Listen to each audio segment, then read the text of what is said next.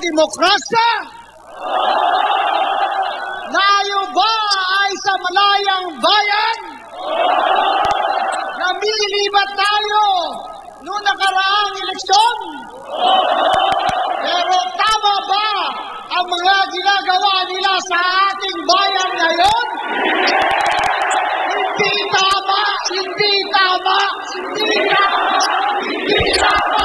Hindi tama! Hindi tama! Kaya tayo nandito ngayon. Naninindigan tayong lahat dahil ito ang katungkulan ng mamamayan, hindi lamang sa ating saligang batas, kundi sa ating mga pamilya at sa future ng ating mga anak.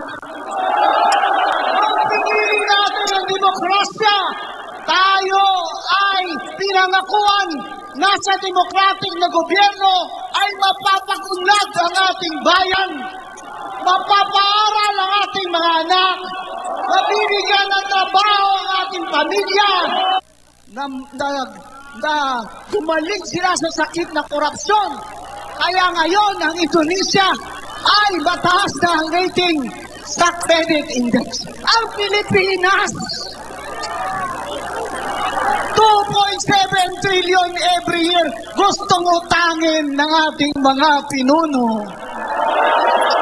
Sa 2.7 trillion, ang 2.6 dyan ay para lamang sa pagsweldo ng kanilang pamahalaan.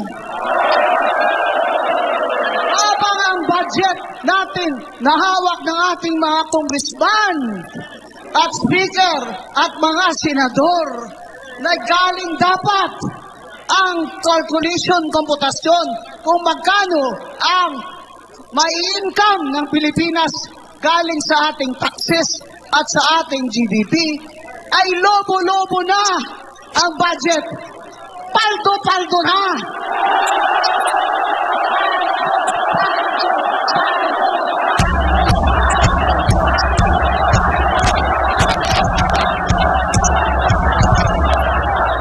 Paldo na, Congressman. Aray ko. Tama na! Tama na! Tama na!